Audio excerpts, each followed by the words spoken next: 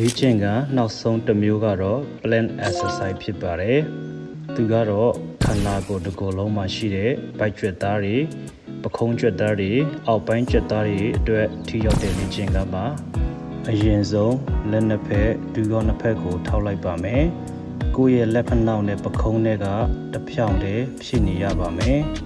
။လက်ဖက်နှောက်နေရာမှာထောင်စီလေးကိုရှာလိုက်ပါမယ်။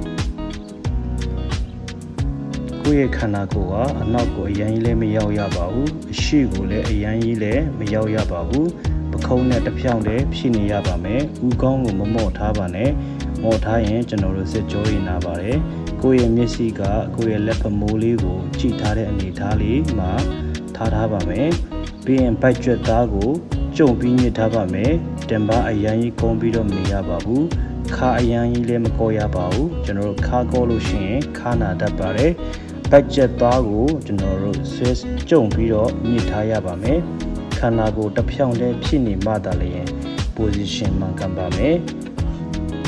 လေ့ကျင့်ခန်းပထမဦးဆုံးစလုပ်ဘူးတာဖြစ်တဲ့အတွက်ကိုရသလောက်လေးပဲဆော့ပါမယ်မရတော့ဘူးဆိုရင်ဒူကောင်းကိုအောက်ကိုချပြီးတော့ခဏနားမယ်နားပြီးသွားပြီဆိုရင်ပြန်တက်ပြီးပြန်ဆော့ပါမယ်အခုလိုမျိုးလေးကိုစက္ကန့်30သို့မဟုတ်စက္ကန့်20သို့မဟုတ်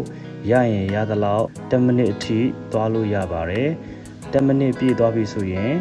ခဏနားမယ်စက္ကန့်30လောက်နားပြီးသွားပြီဆိုရင်နောက်ထပ်တစ်ကြော့ပြန်စားပါမယ်ခုနကအတိုင်းလေးပဲဘိုက်ကိုဆွဲကြုံထားမယ်ခန္ဓာကိုယ်တစ်ဖြောင်းလေးထားပါမယ်အခုလိုမျိုးလေးကို3ကြော့ဆော့ပေးရမှာဖြစ်ပါတယ်တစ်ကြော့နဲ့တစ်ကြော့ကြားမှာစက္ကန့်30နားမယ်ဒီနေ့တော့ဒီလောက်ပါပဲမနေ့ပြန်လေ့ကျင့်ခန်းအသစ်တွေထပ်ပို့ပေးပါမယ်